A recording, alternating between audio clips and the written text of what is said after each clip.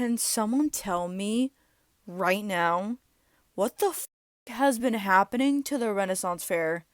And why hasn't anyone been talking about this? Before I get into what Renaissance fairs are like now in the 2020s, I'd like to go back more than a few decades and explain a little bit about the brief history of the Renaissance Fair, and also dive a little into the origin of comic cons and anime cons, as those also have an influence on modern Ren Fair. We can't talk about what Ren Fairs have become today without talking about how they've started.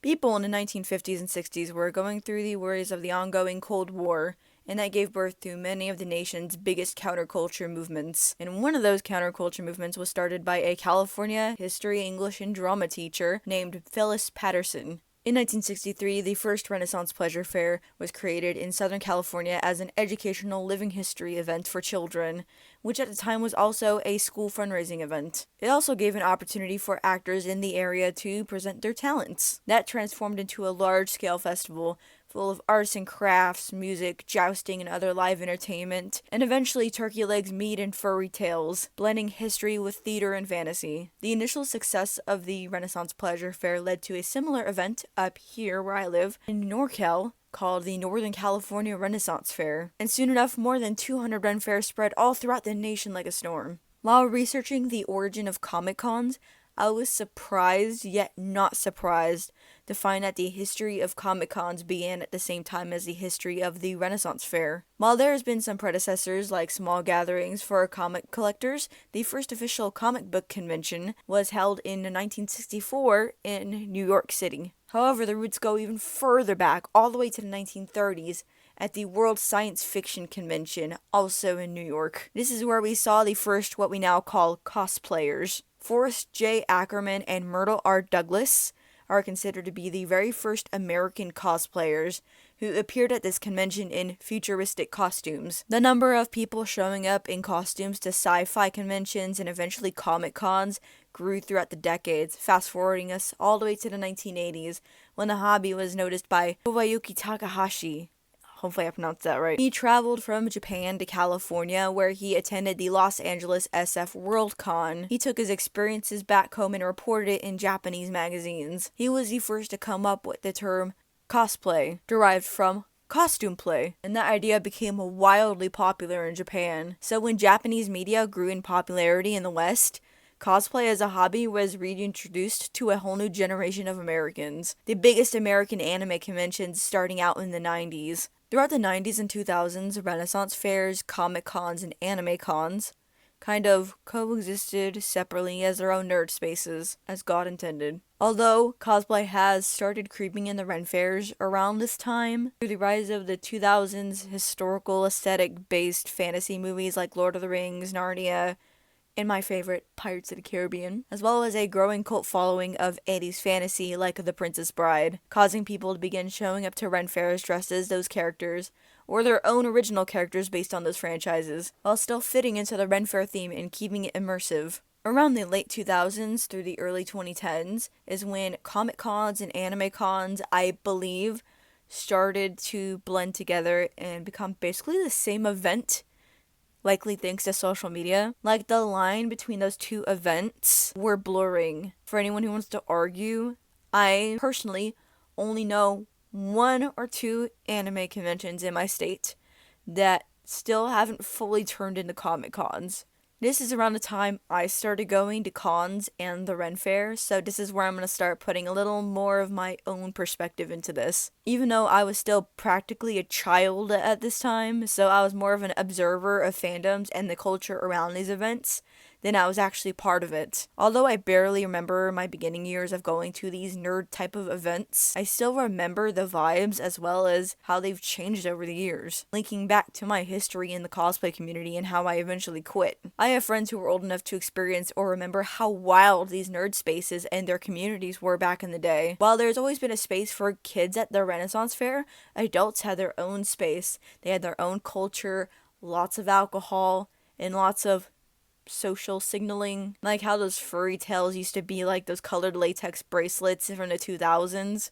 If you know, you know. In terms of fair run attractions, some fairs would have 18 or 21 plus stages, after hours concerts and burlesque shows, and naughty winch bars. All my older friends tell me just the wildest stories.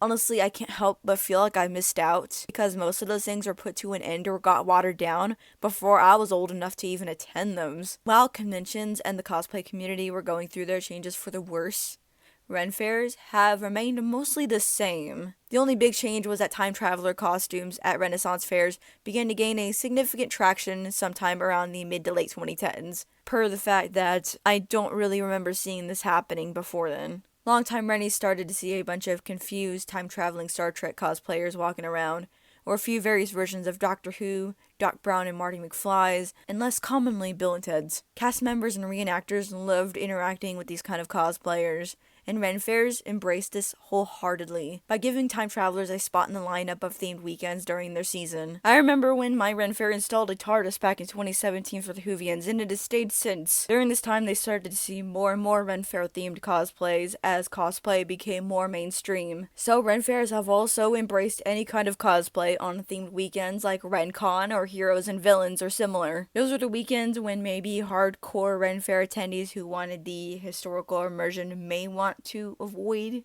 attending, but this allowed for different genres of costuming and roleplay to collide for one weekend, and everything was all well and good until the 2020 COVID lockdowns hit. For my story, we'll set the stage for March of 2020. I was well on my way out of the cosplay community, being driven out by a bunch of virtue signaling, clout chasing cosplayers, and I was so ready to be part of the Ren Fair and pirate communities. I was so excited to fully experience my first real Ren Fair season. I had many fairs and pirate festivals on the list that I had never gone to, and some I've attended that I never had the full experience of. I was invited out to this one fair that was in the beginning of March, which was set to be my first of the season. I had the best time that weekend, and that made me even more excited for what I had in store. I would eventually get to camp at a fair for the first time, then maybe guild some festivals and learn black powder and sleep in canvas tents, and I'd finally get to attend some festivals I dreamed of going to since I was a kid. Little did I know that my first fair of that season would also be my last, and it would also be the last normal weekend of my life. Every single convention, festival, Ren Fair, and any other public gathering was canceled for the rest of the year, and the world shut down. During the lockdown, a whole new demographic of people began to be exposed to cosplay, D&D, and Ren Fair type of aesthetics through TikTok. Whether it's weird kids who never had the chance to partake in the hobby before, or normies who had just discovered it when they probably would have bullied cosplayers just months before. While locked in their homes, many people picked up on hobbies like cleaning, sewing, baking, and crafting.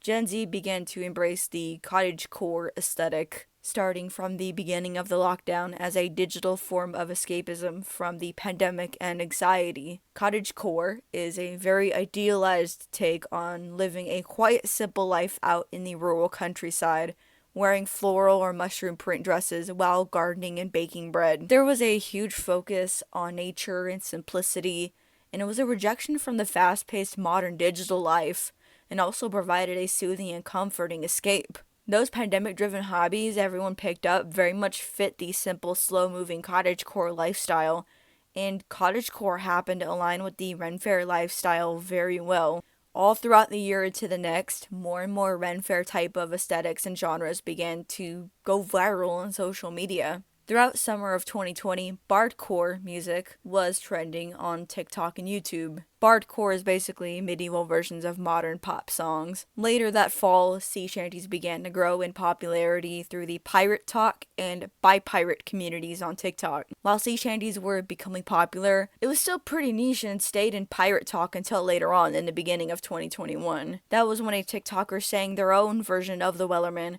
and it blew up. It went so incredibly viral that sea shanties made its way into the mainstream. Literally Everyone was singing the Wellerman on and off TikTok, and many people, including famous artists, were making sea shanty versions of modern songs. Media from all over was covering this sudden viral TikTok trend, many dubbing the year as the year of the sea shanty. Many pirate fantasy and D&D cosplayers also went super viral at this time, as well as growing the pirate talk community and Gen Z's awareness of Ren Fairs by a lot. As for the guy who initially went viral from singing the Wellerman, well, he's a famous recording artist now. Gee, I was singing sea shanties and doing pirate cosplays on TikTok for years before that, and all I got was shadow ban. So when Renaissance fairs first started to re-emerge from the pandemic, a whole new demographic of attendees and future Rennies were waiting right at the gates,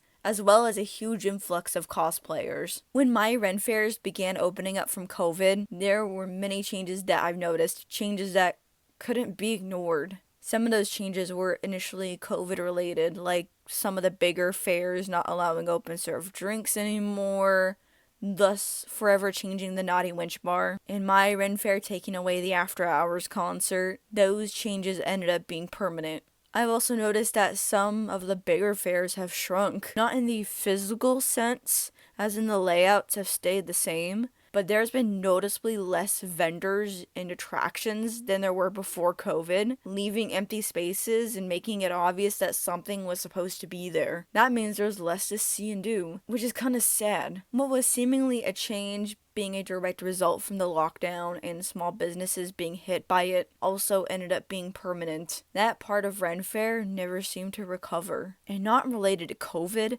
as it didn't happen until a few years later, but my state ended up banning the sale of animal products from event vendors. So that means no more furry tails and bone pins, which is a huge blow to the California Ren Fair community, as it was a huge part of our culture. But yeah, I mean, that's specifically a California problem right there. Every year a government decides to draw something random from a hat and ban it the following year.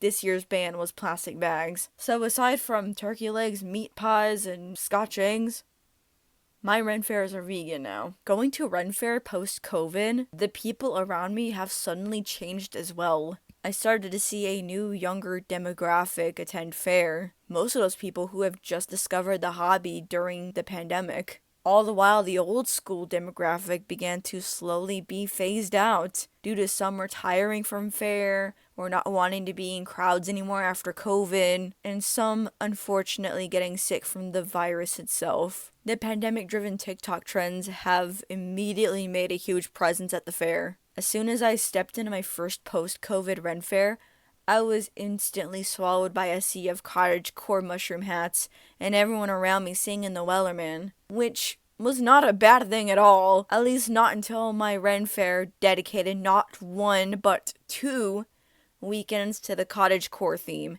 taking away 1 or 2 of the long-time themes for good. Oh, and we cannot forget about Trinket trading. What started out as a thing between cast members and performers, and as a long-time tradition of actors giving out little favors to patrons, became viral on TikTok. So many people began to trinket trade with each other at fair. Unfortunately, what was once a cute, fun way to interact with others began to be ruined by people who lack common sense and etiquette. Like people trying to use trinkets as currency, or trading items that are normally sold by artisans, taking business away from them. Or giving trinkets to random people, expecting one in return, or dropping trinkets into performers' tip jars instead of cash, causing them to lose money. The trend grew to be distasteful to Rennies because of the way it was used, as well as how trinkets stopped being unique to the costumes or characters of the people trading them. Instead, they'd be trading a bunch of plastic ducks and crystal mushrooms, and the interactions have become less special and memorable. While many Ren Fairs, like a lot of mine,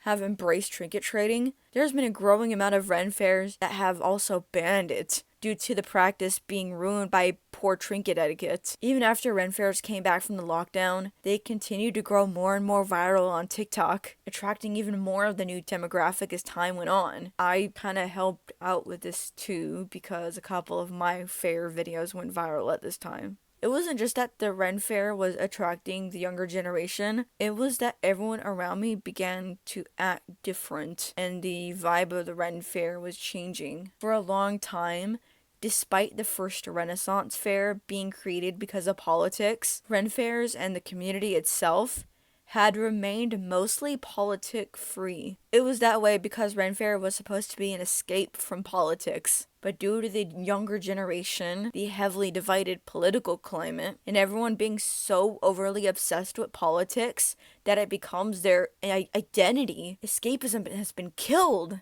We no longer have escapism in movies, TV shows, video games, and even sports. It's even killed off conventions for me. Cons stopped being a place where everyone can come together for the love of comics and anime. They've basically turned into huge political rallies where you could be kicked out if you disagreed with them. I quit conventions for Ren Fair because Ren Fair was the only escapism I had left, and the only place where people were actually tolerant and accepting. Sadly, after COVID, Ren Fairs began to go through the same story as conventions did, but a few chapters behind. It's almost like it's following me. Instead of Ren Fairs being used as escapism from modern politics, which is something we need now more than ever, they began to be used to push modern politics. All from what the vendors sell to how people dress and act. On my social media, I try to appear unbiased but real. And to be honest, I don't want to see no kings or ice out on pins at the Ren Fair. As much as I don't want to see Let's Go Brandon on a pin at the Ren Fair. And crazy enough, those are the most subtle examples. It all goes from everyone rightfully using our First Amendment right to bring it way too far to the point where places like Ren Fairs and conventions just stop being fun. No one can turn off their political obsessions just for a day or a weekend to have fun. I've been seeing more and more verbal political discourses between the more conservative old school Ren Fair community and the more woke millennial and Gen Z demographic, while there is also people in the old school Ren Fair community who are more liberal, so I've seen them get at it with each other as well. That all leads to escapism being dead and the immersion being completely gone. But yeah, times like this are when I'm really missing 20 years ago when it was nobody's business about what you voted for. To somewhat end that topic, the same virtue-signaling, clout-chasing cosplayers that I tried to run away from have started to go to Ren Fair, as they also found out about Ren Fair during the lockdown. Not only that, but Renaissance Fairs were the first events to come back from COVID, even before conventions, and they came back with little to no COVID restrictions, unlike conventions which still had heavy COVID restrictions even years after everyone else moved on from the pandemic. Literally, my local anime convention didn't drop their mask mandate until like last year or something like that. Anyone in the cosplay community who wasn't too afraid to leave their homes and catch the Rona found that as an opportunity to come back out in cosplay. Unlike the people who cosplayed at Ren Fairs before, this new wave of cosplayers made no attempt to assimilate. I went from seeing Pirates of the Caribbean or Legend of Zelda cosplayers that were part of the immersion to seeing straight up Demon Slayer cosplayers. I can give a pass on One Piece cosplays during Pirate Weekend because it fits in with the theme of pirates. But seeing Naruto just takes me out. I've even been seeing furries. I'm not talking about the realistic looking Disney Robin Hood costumes. I'm talking full on furries. I have no clue how they wear all that out in the heat, to be honest. I'm dying just in my pirate garb. Before this new generation of cosplayers, I've even seen people do Ren Fair versions of non-historical fantasy characters like Ren Fair My Little Pony characters or medieval Star Wars, and any other cosplays were contained in one single weekend. RenCon or heroes and villains. People are no longer putting in the effort, and it's no longer contained in its own themed weekend. It's every weekend of every fair I've gone to in the past few years. It seems to me that cosplayers have started to see Ren Fairs as catch-all cosplay opportunities. Ren Fairs are not supposed to be historically accurate in any way, but there's certain things that just don't fit the vibe, if you know what I'm talking about. The line between Ren Fairs and Comic Cons have blurred so much that it's become non-existent. Ren Fairs have pretty much turned into outdoor Comic Cons now. which we already had those before, and those are called cosplay gatherings. It's not just the immersion that's broken. It's also the fact that cosplayers, congoers, and cosplay photographers brought their toxicity from their community to Ren Fairs. All the reasons why I quit the cosplay community have followed me to the fair, and I'm not very happy about that. I keep referring back to my video about my journey with the cosplay community because of how seemingly identical these stories are. It isn't just the newer cosplayers and the politics obsessed that have lost the plot. It has been practically everyone else. Social media influencers who come just to make content after seeing how viral Ren Fairs have gotten. Normies who pay for tickets and walk in just to make fun of people for dressing up to a Renaissance fair. And the Ren Fair management who stopped targeting dedicated fair patrons and longtime Rennies and started targeting casual patrons and families instead, as well as cutting corners to make more money. All making the Ren Fair experience less desirable. Renaissance fairs have gone nearly mainstream now, and it has not been the same. When writing this, I didn't even know where to start on this part. One, the bigger Ren Fairs are so much more commercialized and money hungry now. They are cutting contracts with artisans who handmake their crafts and replacing them with Amazon, dropship, Temu, AI art, and 3D printed dragon slop. Everybody, all the vendor slop y'all been seeing at your craft fairs and farmers markets and conventions have also invaded our Ren Fairs. They're doing this at such a quick rate too. More than several artists have had their contracts cut by some, maybe I should say one, of California's biggest Renaissance fairs just within the past year. One artist cut by the Ren Fair hand makes leather shoes and has been selling at that fair for a long time. There was another one that sells pottery, I think, but I could no longer find that post at the time of writing the script, so I don't know what happened with that. But I've been looking for posts about this all throughout Facebook and such, and it's been happening for the past few years at multiple Ren Fairs. Actually, ever since fairs came back from COVID. I have friends who worked the fair who have gotten shit on by their management for their appearance or garb not fitting the Ren Fair vibe enough. When these motherfuckers are putting up vendors who sell marked up Amazon crap, some workers and performers have gotten fired for going too viral on TikTok. Some have gotten cut or even banned for going too viral and not being family friendly enough, which is actually another gripe that I have that I'll bring up later. And damn, writing this was actually making me kind of sad. These fair workers deserve so much better, man. But yeah, in my observation of the past year alone, going to fairs, not only am I seeing overpriced 3D printed dragons and labubus, why am I seeing boba tea at the Ren Fair? Ah, yes.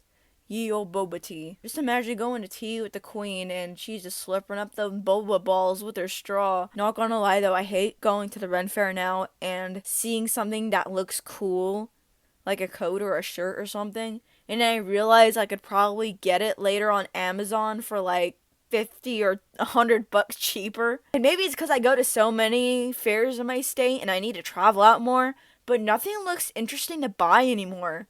There's not as many artisans with unique handcrafted items. Some weekends I come home with pouches of trinkets I've gotten from trading instead of things I've actually bought. Y'all have made this lifestyle more affordable for me, let me tell you. Times are getting quite tough these days. Actually, totally not.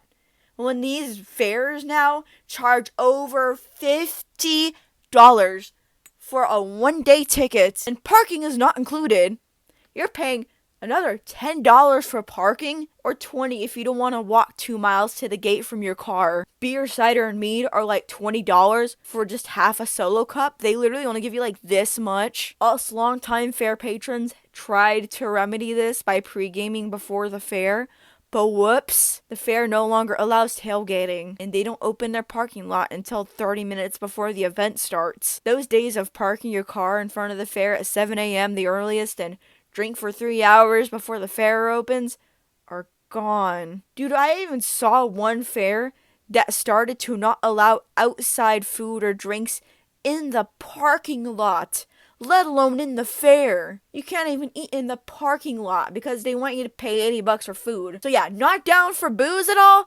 Well, the fair now charges $13 for a soda, $6 for water, $15 for tiny square pizza, and $20 for a turkey leg that is most likely not actually turkey. I guess I'd say I'm not really saving that much money not buying those crappy 3D printed dragons, am I? Bro, why is it so unaffordable now that I'm old enough to go to fair with adult money? The fact that past generations were able to go to fair on just a nickel and a dime when they were young adults, and as soon as our generation hit adulthood, we can't afford to even go because it costs over $100 a day for tickets, parking, food, and drinks. And that's if you're not buying anything from vendors. And yet, older generations think we should just accept that if you can't afford it, then don't go. When it was so affordable for them when they were younger. The Renaissance Fair should not be limited to just the rich. That's not the magic of the Ren Fair. The fact that the prices have gone up by a lot, but the quality has gone down is absolutely criminal. And y'all want to know how out of touch management at Renaissance Fairs are now? Last year, one particular Ren Fair, not naming names, but this fair is where most of my examples are coming from, actually. They hired EDM artists to guest at their event for 2 of the weekends to play their sets at the fair. I'm talking a DJ and a full-on rave in the middle of the fair day. I don't think this is what Phyllis Patterson had in mind when she envisioned the original Renaissance Pleasure Fair. Not only have Ren Fairs lost the plot, they've lost their goddamn minds. There's absolutely nothing against the artists themselves who came and played their sets. I'm sure that this was a really cool opportunity for them, and they really did try to fit the theme. They were in costumes, and from what I saw, at least one of them made medieval versions of their sets. Like, imagine taking bardcore and turning it into rave music. But that is still not it. This is not Ren Fair vibes. Now, I wasn't there those weekends, but I'm just sharing this from the accounts of what my friends saw or went through at that time. I've seen arguments for and against this, and I'm gonna be real here. The Renaissance Fair is for live acoustic performances, singing, folk shanties, stunt shows, magic shows, comedy and improv and storytelling, not raves. Honestly, I think this was a missed opportunity to make that an after-hours party. Before COVID, my Ren Fair used to have after-hours concerts in the jousting pit, as mentioned before, and the rules for immersion and whatnot were a lot looser. Most of the time, there were Celtic rock bands coming to play. Imagine if they did that same thing at this fair with those EDM artists. After-hours rave in the jousting area or in the parking lot. You know what? Hell yeah. Do it in the parking lot.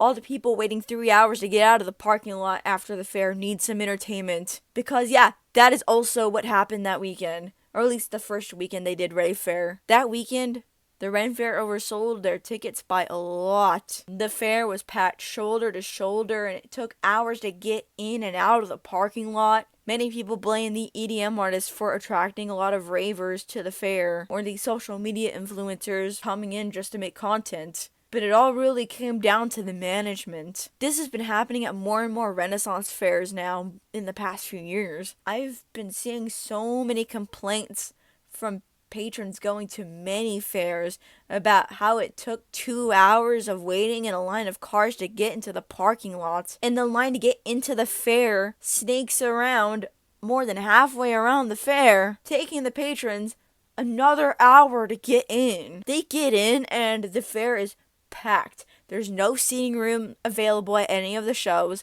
The booths are too crowded to comfortably walk through, and the line for food and drinks are an hour long. By the way, it's hot as fuck, and there's no drinking fountains and little shade. All that for a $50 single day ticket makes it not worth it. Even at the fairs I've gone to, I've never seen crowds like I've been seeing. There may have been a few crazy days before COVID, but it is almost every single weekend now. Ren Fairs are growing more popular and mainstream, attracting so many more people, and a lot of these fairs oversell their tickets to make more money. I've been saying that my Ren Fair needs to expand because it's been nearly the same for the past couple decades, and the size can't accommodate this many people. They either need to cap the ticket sales earlier or expand the fair. And my fair is the only Ren Fair anywhere near me the next closest ones being 2 or 3 hours away before having to go all the way across the state for a fair. So people who don't travel like that, people from all over the Bay Area and my entire half of the state, all come down to this fair, as this is the only one that happens around here. I'm not exactly sure what's preventing them from expanding. Maybe it's contracts with the land they rent the space from, or it's some weird California zoning law, which is partially the reason why the West Coast no longer has permanent Ren Fairs like the rest of the country. Or maybe it's just that they don't want to. My Ren Fair is so overcrowded now that when I go just for the day, I usually cut my time at the fair short and leave an hour or two early before it closes so we don't have to fight traffic coming back out. And as if Ren Fairs didn't already feel like Comic Cons, one of the East Coast fairs, which is one of the bigger fairs in the country, sells their tickets through a digital queue now. For anyone who isn't familiar with San Diego Comic Con or as of lately D23 Expo, it's where in order to buy your ticket for the event, you have to go online at a designated time with everyone else to wait in a digital queue, and the little man slowly walks across your screen until it's your turn. Sometimes, if you're lucky, the man is zooming across, leaving you to be in the queue for only a minute. Sometimes,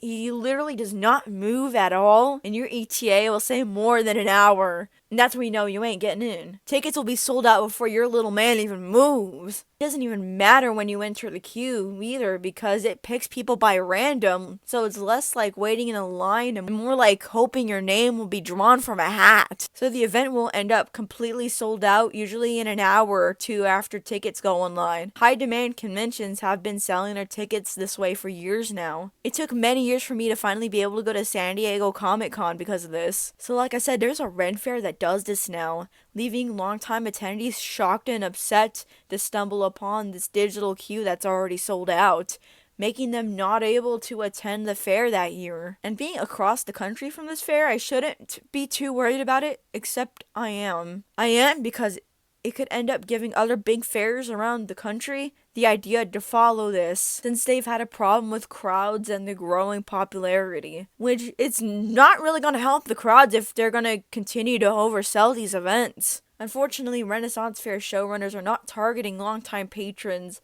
Rennies, nor the pirate community anymore. They see all these new people, new demographics that they've been attracting in the past few years and target them instead. They're cutting contracts with artisans in favor of drop-shipped Amazon garbage. They're slowly taking away adult-oriented entertainment in favor of being more family-friendly to appeal to kids and parents. Like when one Karen complains after bringing her kid around an adult space, the fair suddenly takes it out mid-season or for the following year. Like, lady, why are you bringing your kid near the spaces when the kids area is across the fair? The kids have so much to do. Rides, games, candle making, fairy house making, fairy gardens, hair braiding, and so much more. And the adults are getting less and less to do. We're seeing stricter rules on adult spaces. And stricter rules altogether, like dress code and weapons. Heck, I have been guilding or volunteering as a participant at fairs for at least a couple years now. And I often hear about how wild the after parties used to be. But they were put to an end because one patron straggled behind after the fair ended and saw a guild participating in an adult-centered activity after hours when they're off the clock. The patron complained, and now fair participants are not allowed to have after parties on site unless it's run by the fair itself. My friends and I are counting the days on how much longer still existing adult attractions like the Naughty Wench Bar or the 18 or 21 plus stages will last. Not too much longer, I suppose, as I hear they've been wanting to take one of those out entirely to be more family friendly. I wouldn't be surprised if they stopped selling alcohol at some fairs entirely in the future. I'm pretty sure I'm going to get some comments saying that I'm gatekeeping when I gripe about the new demographic of cosplayers and influencers. No one ever said new people shouldn't come to fair. That's how these events and their communities stay alive. I'm in the pirate community, and a good amount of people in that community are getting kind of old, to be honest. And when that happens, well, the conversation gets darker from here. It's important to bring in the younger generations, keep these communities alive, and to bring in something fresh. The problem with this new demographic is that they don't even attempt to understand what the Renaissance Fair is and the culture around it. Times change and culture also changes. But I feel like that the culture is dying instead of evolving. We've seen some good happen post-pandemic, like cottagecore and the popularization of pirates and sea shanties, as well as trinket trading when done right. Those are actually examples of it evolving. But it feels like the charm of pre-COVID Ren Fair is gone. It seems that the Ren Fairs also don't understand what it's all about. Whether it's the fair's management remaining the same and they've just lost the plot, or it's new management that only sees money in their eyes. The new rules, the new target audience, the vendor slop, the high prices, the DJs, the slow removal of adult spaces have left longtime patrons and rennies feeling alienated. These are people who have been attending fairs for years, even decades. People who have spent so much time and money on intricate garb. People who are part of the Ren Fair experience. Many casual attendees go to see people dressed up, even if they aren't dressed up themselves. Less and less people like us are attending these fairs because of what's happening. Renaissance fairs used to be full of magic and whimsy. Nowadays, Ren Fairs just feel like corporate, overpriced swap meets full of cosplayers and influencers. The magical and escapist feel is completely gone.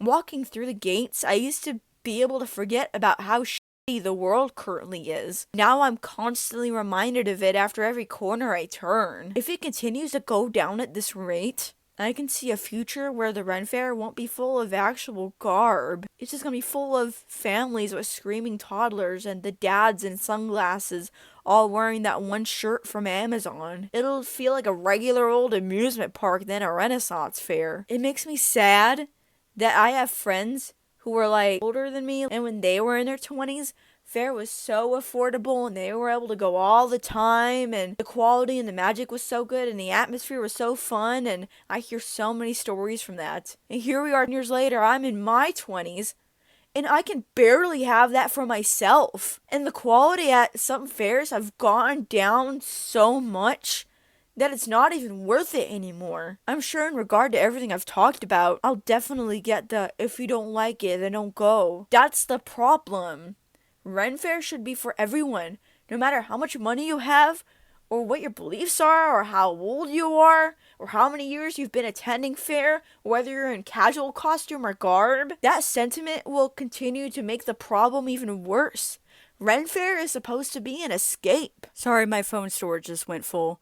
But anyway, I would say the best we can do is to support these small, locally run Ren Fairs. Most of them still have that less corporate and more community feel to it. And definitely support the artisans. These artists and small businesses need it now more than ever. I know times are tough, no matter what side you're on. Everyone is either afraid or angry. Use the Renaissance Fair as an escape.